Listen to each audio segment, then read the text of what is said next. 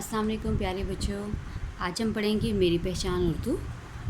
आप पढ़ चुके हैं अलिफ यानी कि आ, उसके बाद अलिफ मद्दा आ, बे ब, पे प, ते त, टे ट। और आज हम पढ़ेंगे से, हर्फ से सा, से सा। इसके ऊपर हैं 3 नुक्ते, इसके ऊपर हैं 3 नुक्ते। स, इसके ऊपर अपनी उंगली फेरिए इस तरह से। स, इसके ऊपर हैं 3 नुक्ते। स।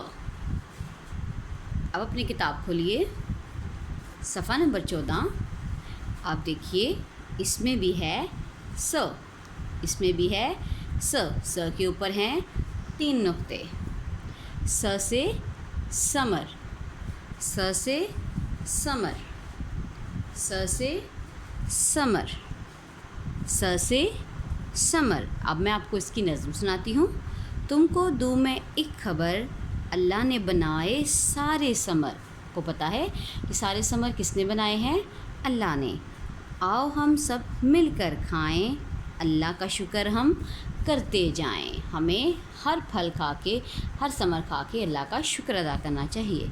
स की आवाज़ बताएं, स की आवाज़ बताएं, स। और आप अपनी टीचर को बताएं कि आप सबको कौन सा फल पसंद है।